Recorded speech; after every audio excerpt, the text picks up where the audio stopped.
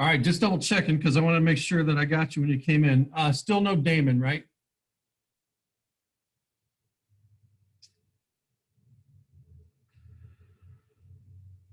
Still no Zaith? Jalen Thompson?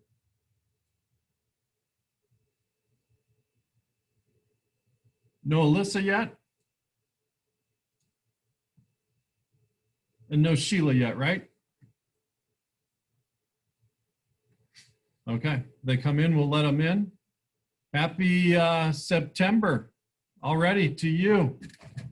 So we got through the first month, even though it wasn't a full month of school. So we're through August. Couple of things to think about. We've got the end of the 6 weeks coming up here pretty quick. Probably the 25th, I think. I'll have to check the schedule, but I think the 25th of September will be the end of our grading period. So we'll have some due dates there. 4 things I want to go over with you today. First is a couple of issues regarding assignments. In Canvas, you'll see that there'll be an open date, a due date, and then an available until date. And so there's been some questions about that. I want to go over that with you. I want to review the factors of production in a more detailed way with you. Sometimes there's a lot of confusion in terms of capital, right? But the 4 factors of production: land, labor, capital, entrepreneurship, or business knowledge. There is Jalen, so let me mark him present. We're going to do an activity in which I want to divide half of you into a group, the other half into a second group. We're going to take 24 items. Each group will have 12 items, and you're going to categorize what factor of production that might be. And then lastly, we're going to talk about a production possibilities curve. So we'll be using curves quite a bit in the semester, and I want to show you just a basic curve as it relates to a 1950s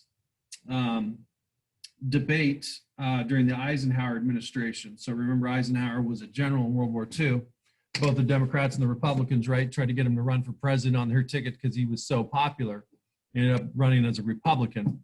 So he wins the 52 election and the 56 election right before Kennedy and after Truman had won his own term after taking over for Roosevelt.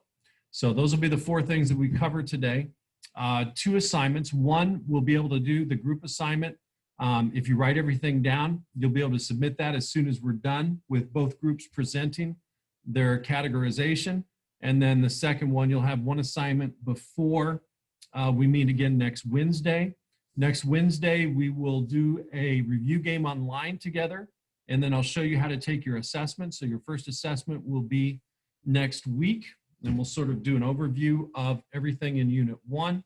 The one thing you want to be aware, and I'll stress this again next week, is if you close out of that tab during the assessment, you're locked out.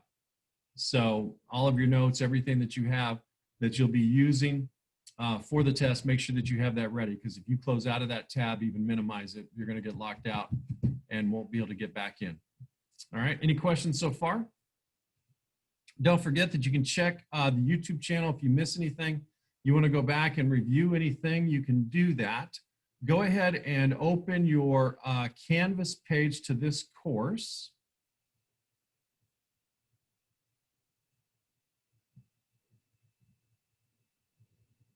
Zaid just got here, some work present.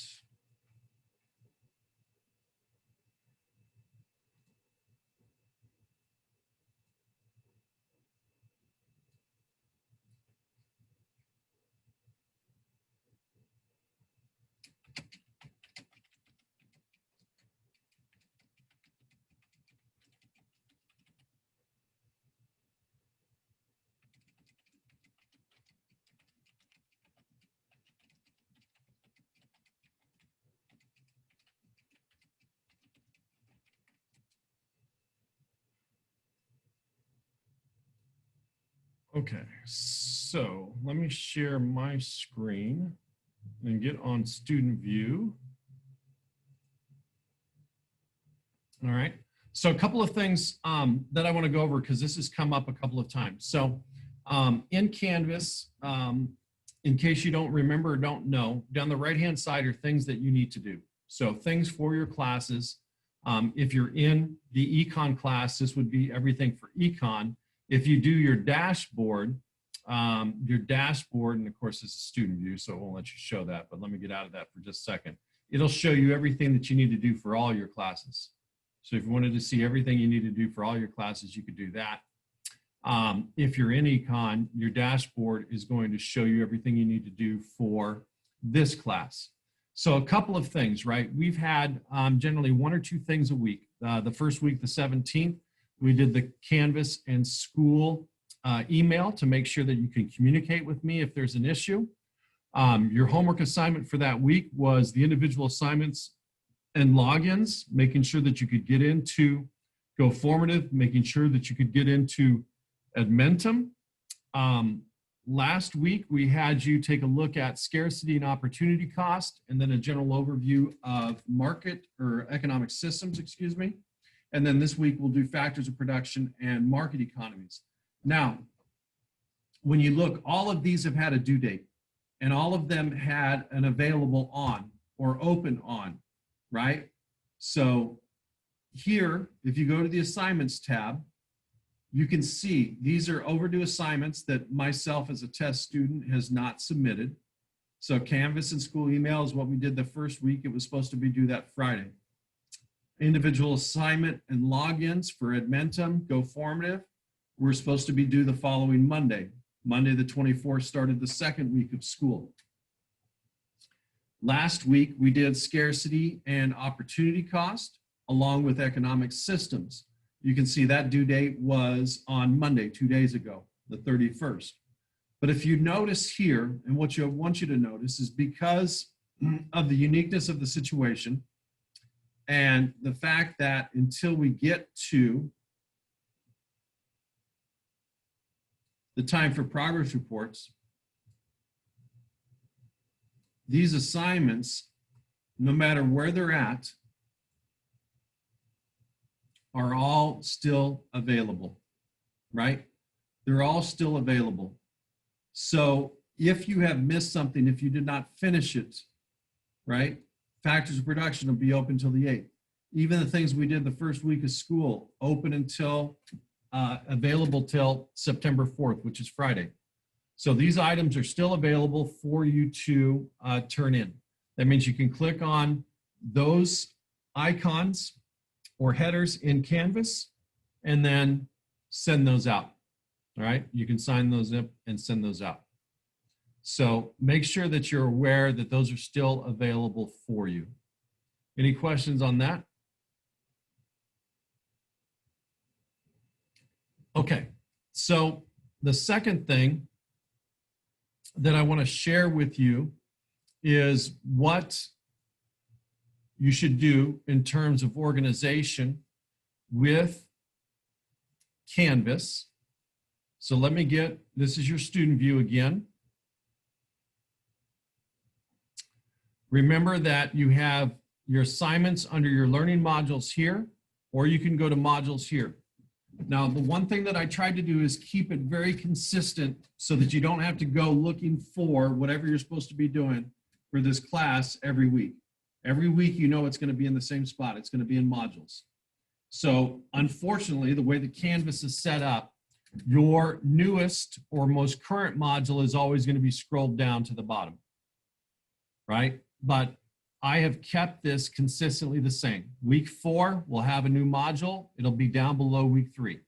So the week 1 module, that is everything that we went and did either together in class or as a homework assignment, right? In the week 1 module. Week 2,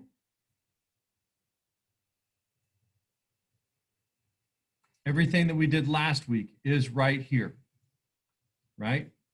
We did and talked about signing up for TCI and how to access that.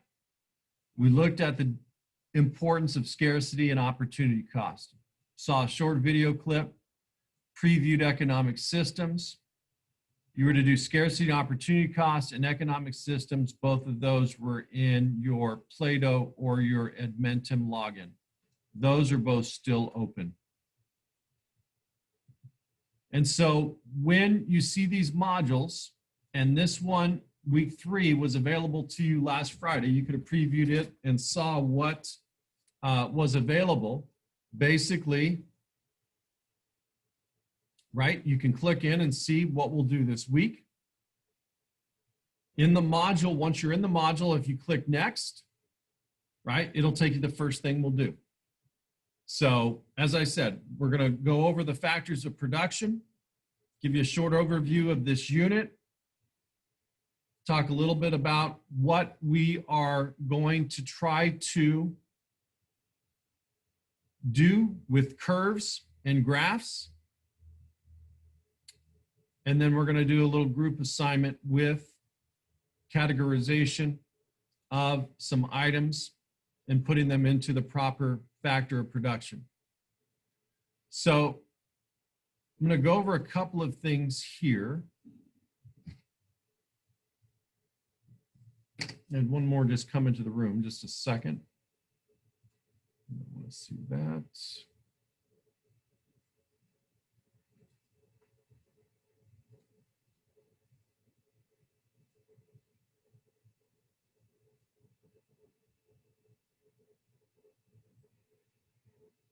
Okay, so one of the questions when I went over about still available, so yes, the question was, are we still allowed to do work even if it's late? Yes, the only hard due date we're going to have is before the progress report and before the end of the 6 weeks, obviously, right? But I will give you a heads up on that in terms of when those things will be needed and when you'll have to have them finished by. So if it's still available, you can still turn it in for full credit. There's just so many moving parts right now in terms of what's going on that I want you to be able to submit those things. Once we get to the quarter, we're going to have to finish everything up that's in the quarter. All right, so a couple of things. I want to go over factors of production with you real quick. So probably the most, at least for me, most difficult factor of production to keep straight in my mind is going to be capital. And the best way to think of that would be capital goods. So capital is any man-made object that is used in the production of other products or the delivering of other services, right? So people that cut hair, plumbers, electrician, they offer a service. It's not really a tangible product they sell. Anything that's man-made that helps anybody create their job, create their product, provide their service would be an example of a capital good, right? So with barbershops and salons opening back up in this state and in this county, right? A pair of scissors or a pair of clippers that somebody at a salon or somebody at a barbershop may use, that would be an example of a capital good. It is a man-made object that helps them provide their service, the service of hairstyling. All right, that's probably the best way. Probably the next most confusing factor of production for people is labor.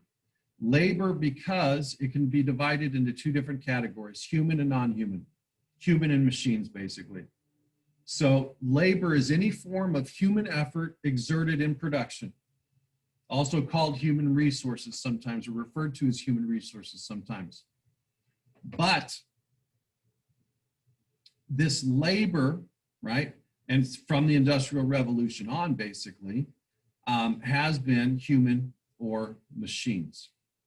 So, you know, back in the 50s and 60s, computers did not have Intel processing chips, right? They had vacuum tubes. Televisions had vacuum tubes. So as technologies advanced and the changes have come about, the form of labor has also developed. So basically, labor is anything that helps to perform a job, a duty, or a service. Land is probably one of the least confusing factors of production. Land you can think of as natural resources, right? What you remember from elementary school. So if, for example, you're talking about water, you're talking about land for farmland, forests you would get timber from, mines you could get coal, iron, other minerals. You could drill for oil. If you go north of Paso Robles on Highway 101, you see a bunch of oil drillers. Same thing, you head over to Bakersfield. Anything from the land would be a natural resource and would be a factor of production of land. And then the last one, this is the easiest one, is entrepreneurship. So it's any person, woman or man, who takes the chance of starting a business, makes a plan for starting the business, puts up the capital for starting the business, comes up with an advertising plan. Basically, it's the intellectual property of a business. So if it's something intellectual, something in somebody's mind, that is what entrepreneurship, or sometimes referred to as business knowledge. So it could also be referred to as business knowledge. And I'll put that up real quick. All right. So these two things would be the same thing. Business knowledge or entrepreneurship would be the same thing. Does anybody have any questions on that?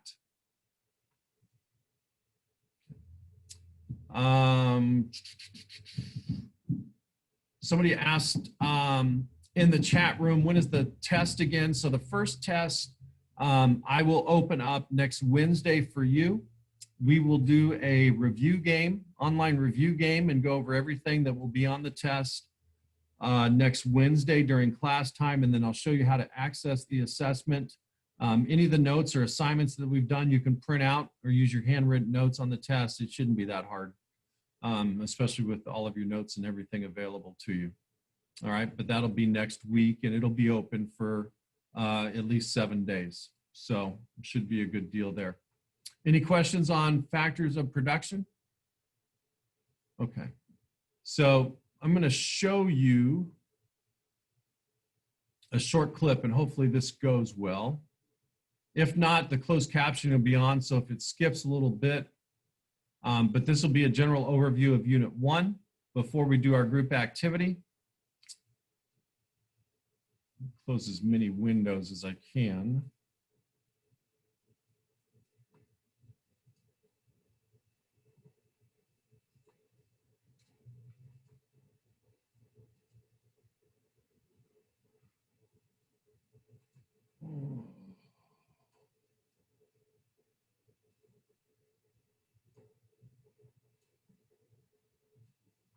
Okay, so follow the closed captioning. I'll turn up the volume, so hopefully that will help. We'll just watch the very beginning of this, and then we'll come back together.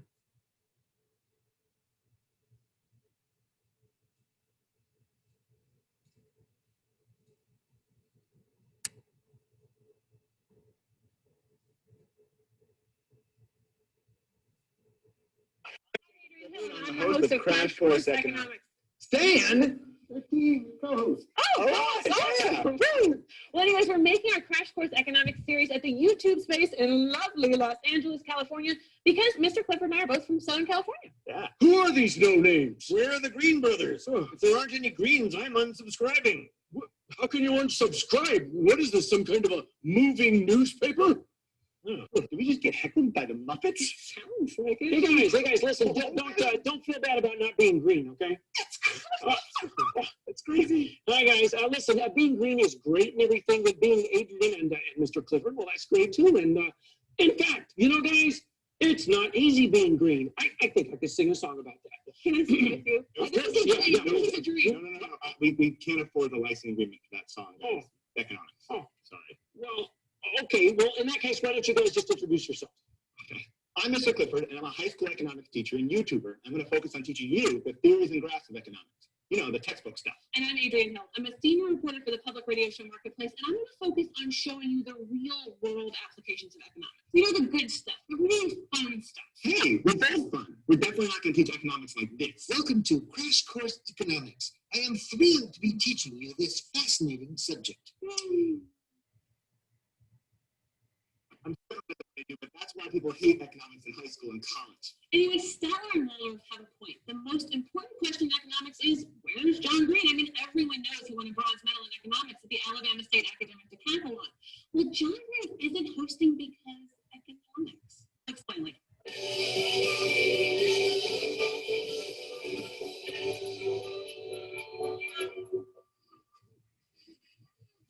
The basics. What is economics? Well, it might be easy to determine what economics isn't. Economics is not the study of money or getting rich, although understanding economics can help with that. Economics is not the study of the stock market. It's just not. And economics is not primarily about men in bow ties forecasting what will happen in a given market or the overall economy. Actually, a few economists do that, but that's not the main focus of economics. Economics is the study of people and choices. The famous economist Alfred Marshall defined economics as a study of man And women. in the ordinary business of life. It includes how he gets his income and how he uses it. Thus, it is on the one side the study of wealth, and the other, more important side, a part of the study of man. And women. So let's talk a minute about what else econ is. Economics is an 18-year-old deciding whether to go to college and how that affects your future income. Economics is a company deciding whether to put smartphones or tablets and how that's influenced by what we consumers want to buy. Economics is the government deciding whether to increase its spending when there's a recession.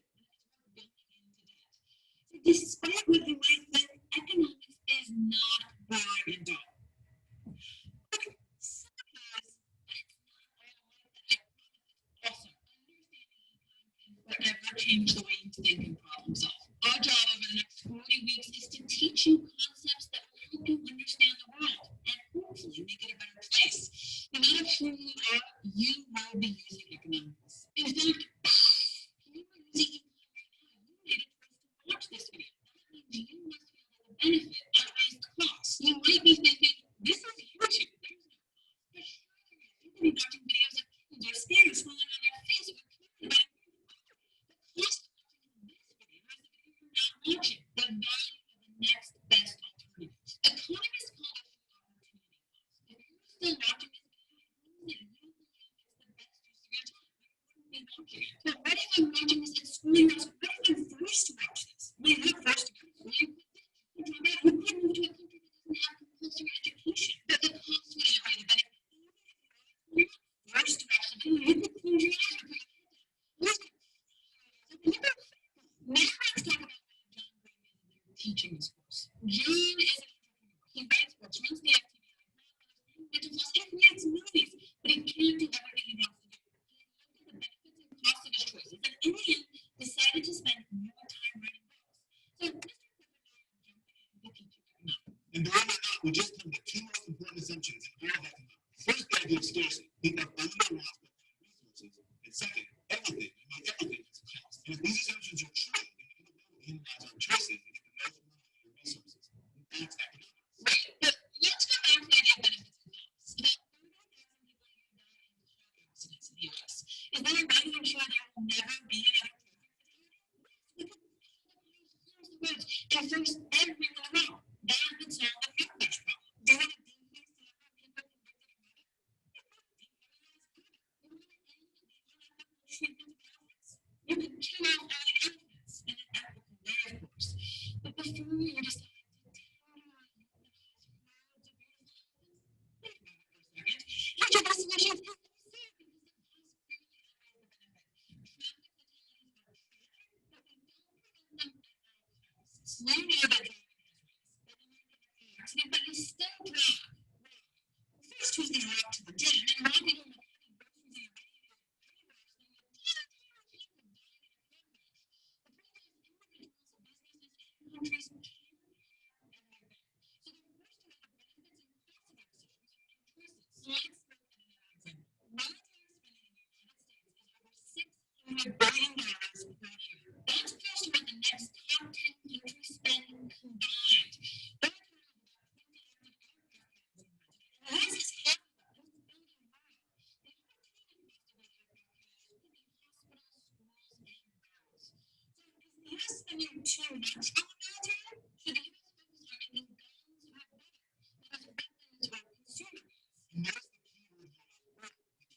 key word here is work. We can't use an infinite amount of weapons and consumer goods because we don't have an infinite amount of revolution fires. Scarcity means we must make a choice. The American president Dwight D. Eisenhower in a speech about Cold War military building. Every gun that is made, every Russian bomb, every rocket fire signifies, in a sense, a death from those who are not dead. Those who are cold and are not dead. This man is not spending the money alone, it's spending the sweat of his laborers, the genius of his scientists, the hopes of his children. And this is a good time to mention number one. Okay, so when we look at that, right, when we look at that, it's a pretty good overview of what we've talked about this unit, right?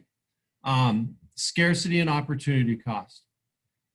When we talk about the factors of production, right, we talked briefly and looked at the factors of production. And we talked about the fact that land would be considered a natural resource, right? A natural resource. So even if you take the most abundant thing on this planet, which is water, right? Water covers more than 70% of the earth. We could, if we had the capability, the time, the amount of people that it would take, we could come down to a specific gallon amount of how many gallons of water is on the surface of the earth. So even the most abundant resource that we have on this earth is scarce because there is a finite number to it. Same thing with stars, same thing with planets, right? Everything has a finite number to it. And since it does, it is scarce. And because it's scarce, we need to determine how are we going to take our limited resources and decide what to produce, how to produce, and for whom to produce that. So as he said, it's an either or thing. Just as all of you decided to come to class today instead of sleeping or going to lunch with friends or going to the beach, you made a decision. Your time, your person is a finite resource. You cannot be in two places at once. So you made a choice. You made a choice to attend class instead of going, right, place Y. And so you have a finite resource. So what you give up is your opportunity cost. And the reason that you have to make choices is because everything is scarce. All right, so what is going to happen next is I'm going to put half of you roughly into a breakout room and the other half into a second breakout room. Each of your rooms is going to have 6 minutes, and you are going to categorize each of these columns into one of the 4 factors of production, or label each item with the factor of production you think that best fits.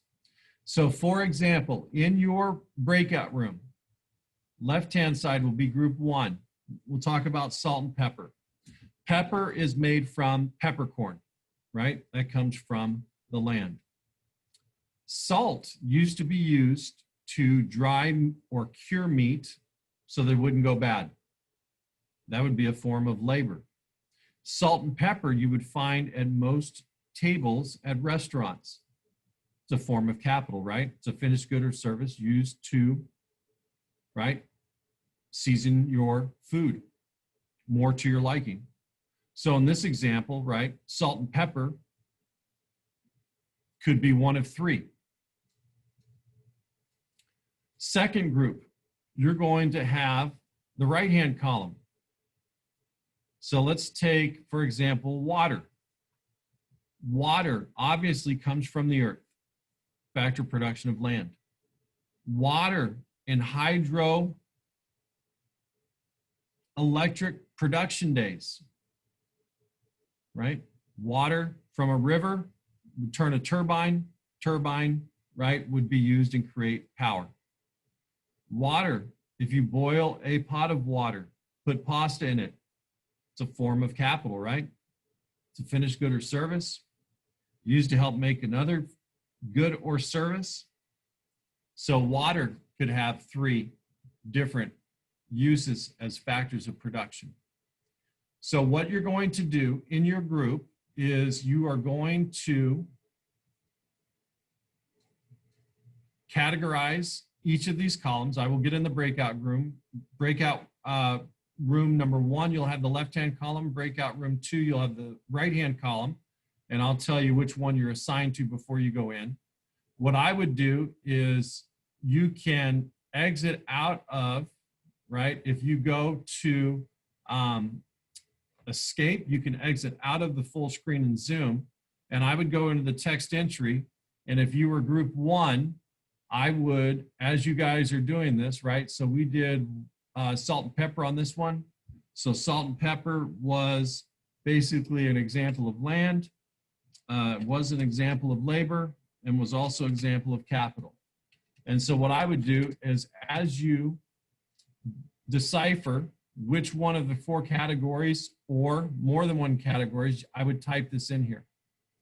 So I would have one column or list, helps if I spell it right, one column for the left-hand side if you're in group 1.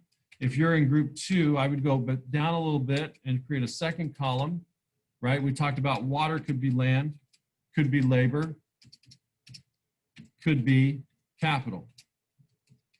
And I would track that. And then when each group presents to the other group, you can fill in the other column that you didn't do, and you'll be able to submit this right away. Right? You'll be able to submit that right away and have one of your assignments done. So that's how I would do that.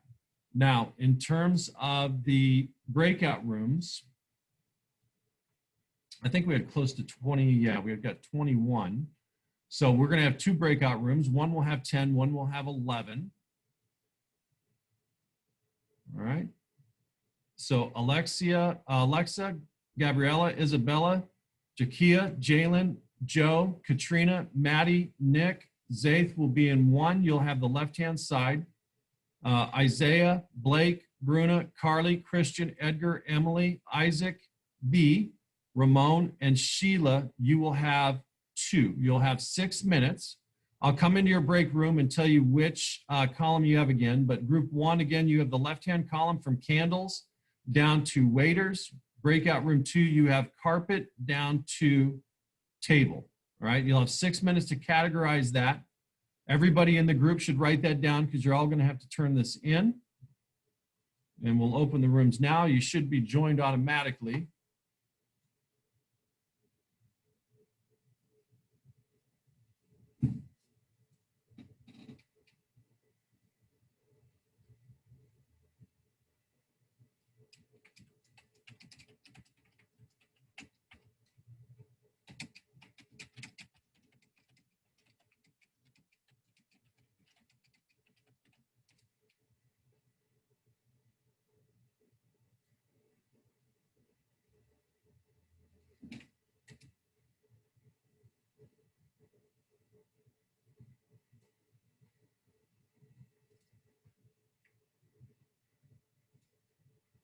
You want to work on it together or you want to do it all by yourselves?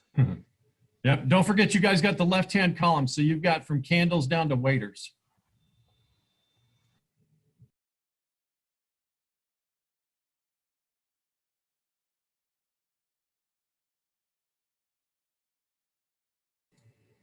How's it going? You guys got the right-hand side. So you got the right-hand side from carpet down to tables.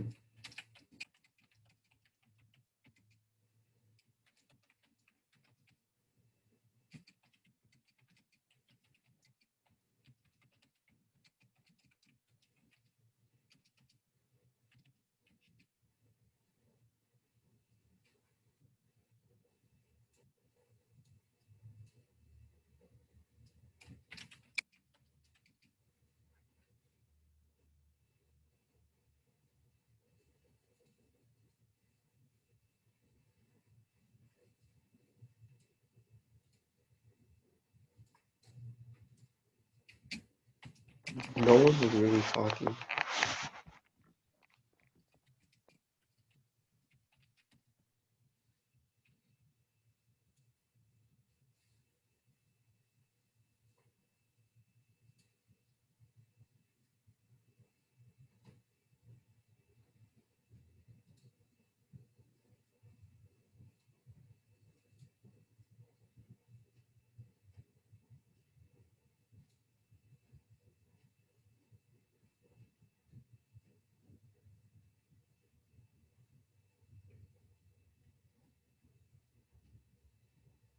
We lost some people off our Zoom here.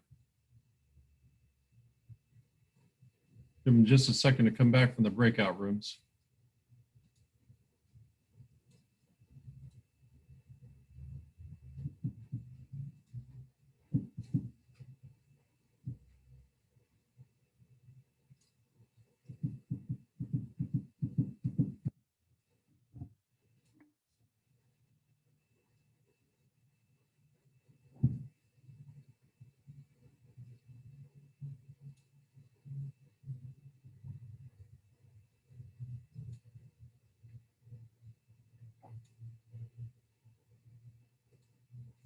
Okay, so what I would recommend that you do is I'm going to type up group one. You're going to go first.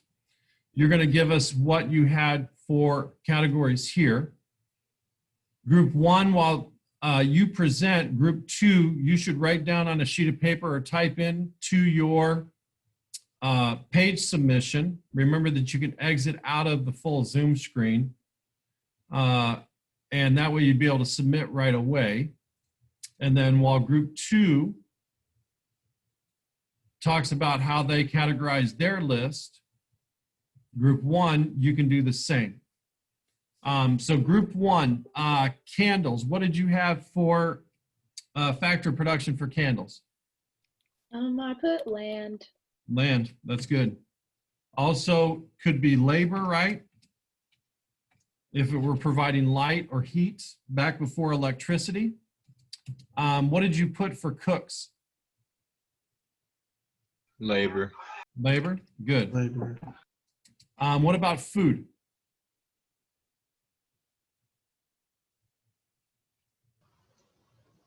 I think we put capital. Capital, could be capital. If it was something that was grown on a farm, you could put land, right? Or an apple orchard, something like that. What about signs? I did labor. Okay, signs could be labor, could be entrepreneurship, could be capital.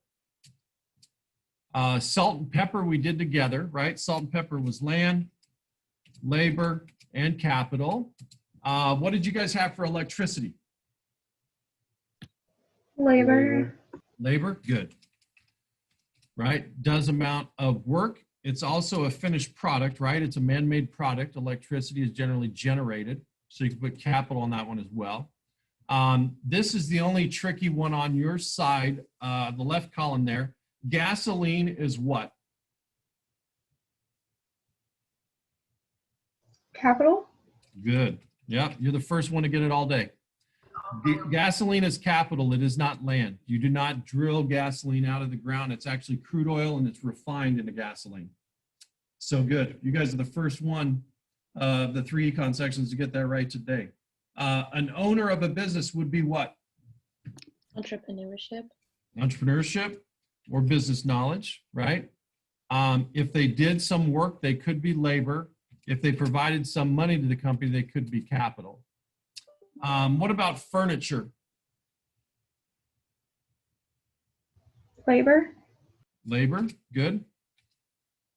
Could also be capital, right? What about a hostess? Labor. Labor, good. Say delivery vans for maybe Albertsons or Vons. I did capital and labor. Capital and labor would be right. And then the last one, what about a waiter or waitress? Labor. Labor. Okay, so group 2, you can take a screenshot of that, or if you were typing in, that's fine. you could have added that to what you've typed in already. But those are the 12 there.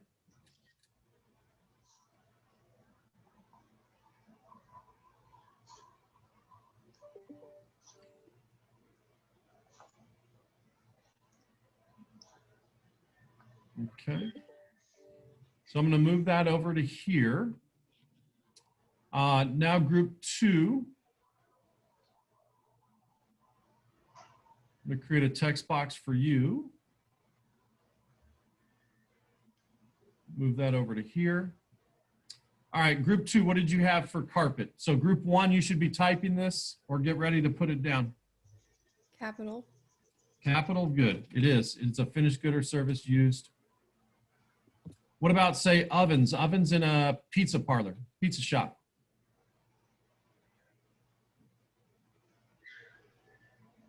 Capital. Yeah, capital. It also could be what? Labor. Labor, right? Good. Yeah. A cashier at a retail store. Labor. Labor, good. What about dishes? Plates, bowls, glasses. Capital. Yep, capital. Could also be labor, right? Could help you carry something or deliver something. What about a driver for, say, Uber or Lyft? Labor. Labor, great. What about utensils? Forks, knives, spoons. Capital. Capital. Capital. Yep. Also could be labor, right? Say you're a butcher at a grocery store, right? You would need a knife to cut into that, so it could be labor. Half acre of land, we already went over. Land is always going to be land, right? It's a natural resource. Water was land, labor, or capital, depending on what we're talking about. And then what about a cash register?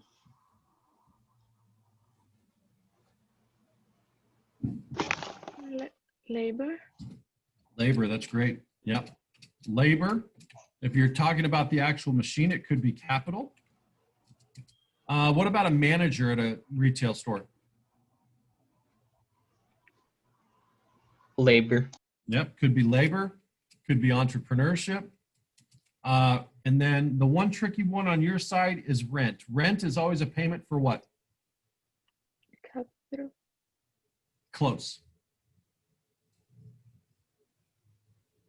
Rent is always a payment for, and I'll put in all capitals, land.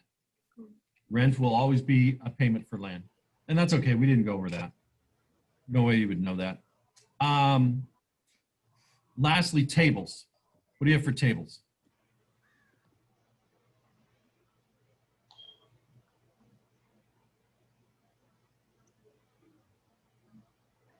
Tables in a restaurant, tables in the cafeteria. What would those what would that be a factor of production of? Would that be capital and labor?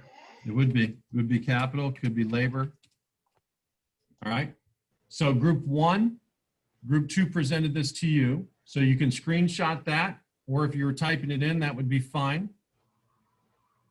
Right?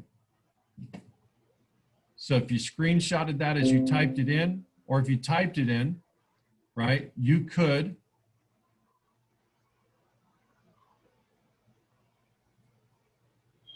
submit this. So if I wanted to, I could choose my screenshot where I typed all of that in, since I typed it while we went. Just showing you how to upload this assignment real quick. You'll have half your stuff done for the week, right? So when I submit that assignment, right, it'll show that I submitted it. You can see there it had the writing on there. Or, right, if you wanted to text and put the entry in, you could do that, right? So I could type in land, labor, labor, right? And just go right down there and submit it that way. But you want to make sure you submit that. Let's take a 3-minute break so you can stretch your legs, go get a snack, get a drink, whatever you need. It's 1:14. We'll come back here at 1:18, so a little more than 3 minutes. Make sure that you submit that for credit, and then we'll come back and talk about production possibility curves, which is the last thing we need to do.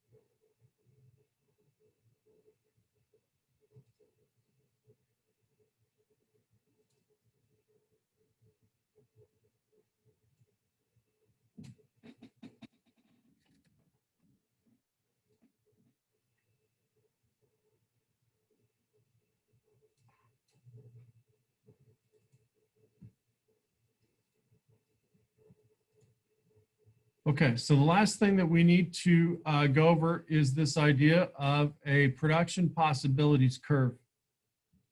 And what this does is allow for economists to look at a scenario and see how efficient, what decisions, and what cost societies are incurring from the decisions that they make. And so let me bring this up. This is a very simple, simplistic rendition of what is going on. So I'm going to increase this. So a production possibilities curve, as with what was discussed in the video about Eisenhower, right? Eisenhower's president 52, elected again in 56, so he served from 53 to 61. But basically talked about, you know, we as a society in a market system need to decide if we spend money on these aircraft carriers, on these military items coming out of World War II, right? Every dollar that we spent is less money that we have to spend on domestic items, the people. Every dollar that we spend on domestic items is one less dollar we have to spend on money, right? And so coming out of World War II, you've got Russia becoming a nuclear power in 48. You have the Korean War starting in the 50s. You have French and European intervention in Vietnam in the 60s. So this was just a simplistic way of determining what we have in terms of scarcity and opportunity cost. Now, one of the things that I want to show you on all of these economic graphs and curves, we are going to be looking at basically a math graph. So if you take a look at this, right, this here should look familiar as it is the y-axis. This here should look familiar because this is the x-axis, right? So it looks more like a math graph. If it is a math graph, right, this is in the positive quadrant. And that little black dot that I put there is what? What's the name of that? At your 0, 0 location, what is that called right there?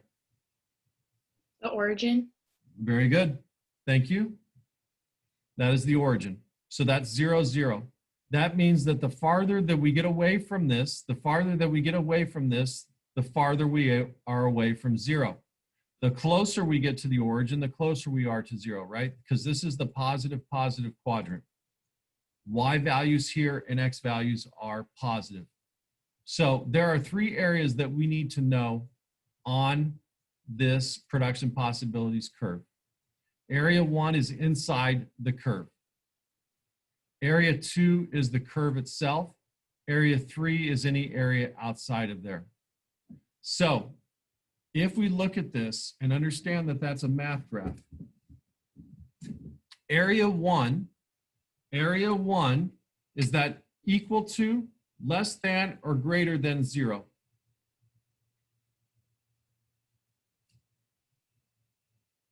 Area 1, inside the curve.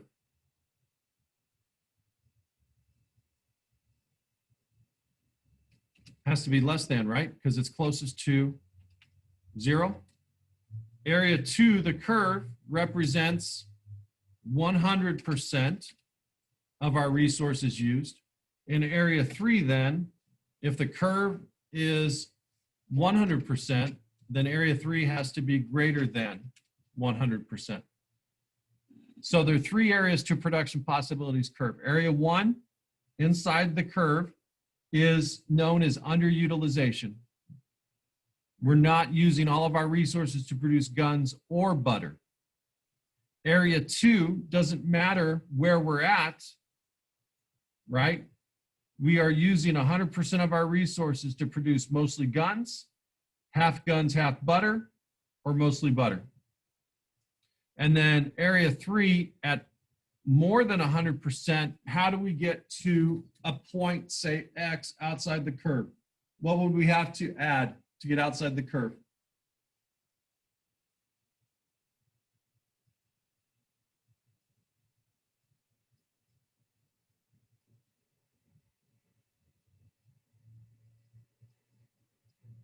If I have $10 in my wallet, how do I get more than $10 in my wallet?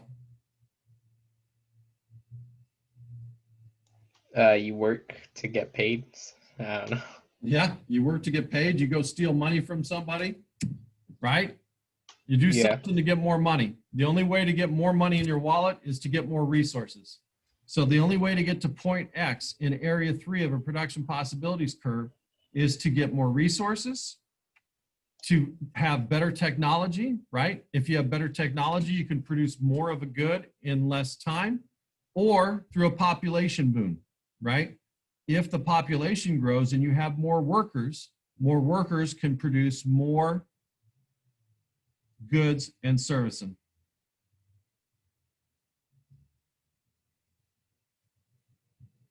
Does that make sense?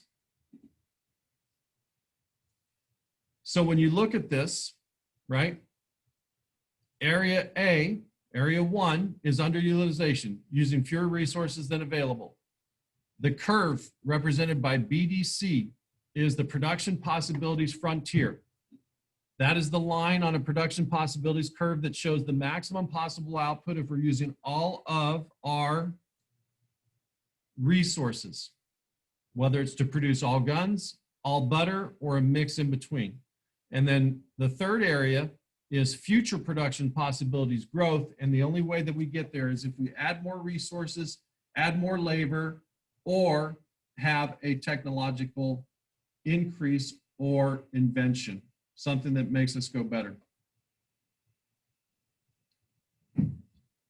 Any questions on that? Okay, so last thing we're gonna do is show you what you need to do and complete before next Wednesday. The factors of production, categorization that we did in groups and that hopefully you typed and went as the other group presented should already be submitted. If you haven't, you need to submit that. And then the one thing that you'll do is our economic system is a market system. So right below the last thing that you did in Edmentum was economic systems. You're going to take a look at market economies. Now, a couple of things. You've realized that when you exit out of this, it becomes a problem, and I have to unlock it for you. The second thing that you want to be aware of is you would want to go through the tutorial first. The tutorial will go through and give you all of the information that you need to know for the assessment. And once you're done with the assessment, you want to go all the way through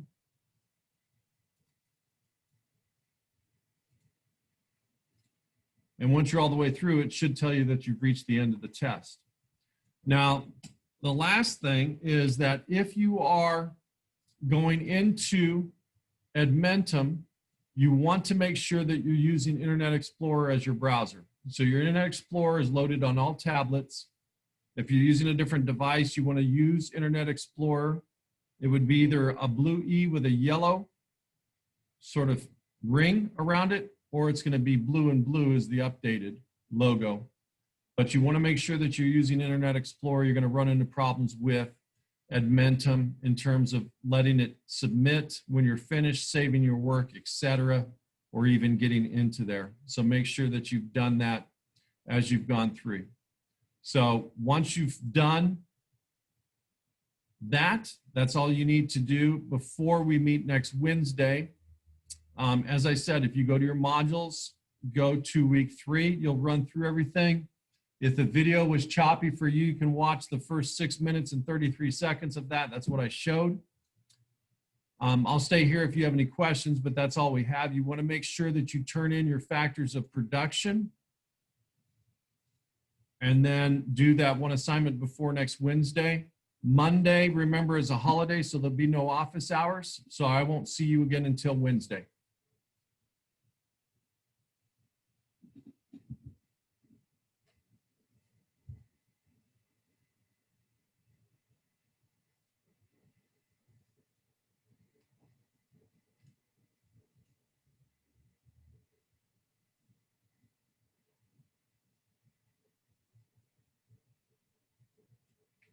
I have a question. Okay. So I had to redo the sacred, is it the The sacredcy? scarcity? Yeah, I had to redo that because it said I didn't do it. And I'm looking at it right now and it's still saying I didn't do it. So I don't know if I'm doing it wrong or. Okay, let me see. I can log into yours right now and see what it says. Okay. Hmm.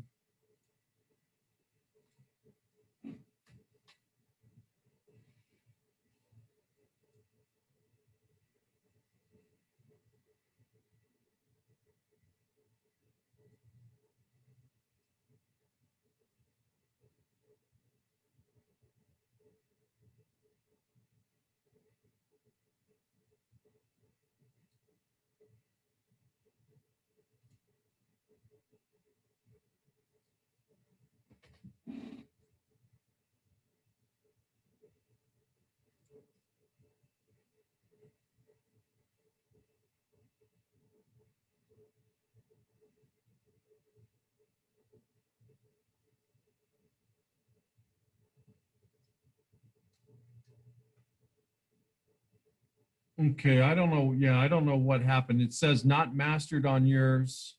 Says you've tried once and don't have any points for that. Let me open that up and see.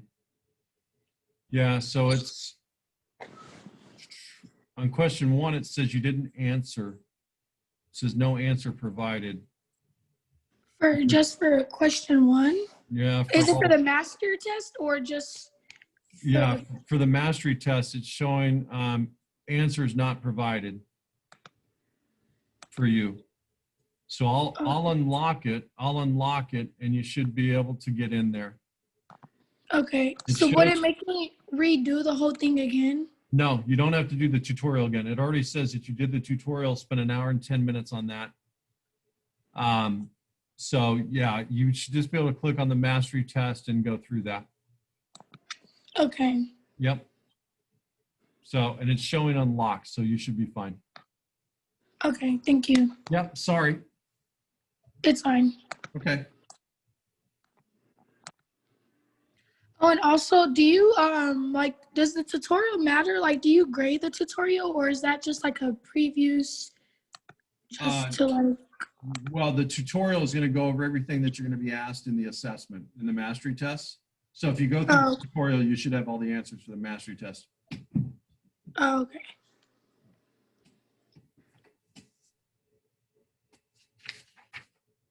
Okay, so email me if you have any problems getting in, but I unlocked it and it should be open for you. Okay, and that's for the tutorial one for the sacredcy and opportunity costs. That's, yeah, both of those are open, but it already showed you did the tutorial, so you don't have to do that again. Oh, okay. Yep. Okay, thank you. You bet. Take care. You too.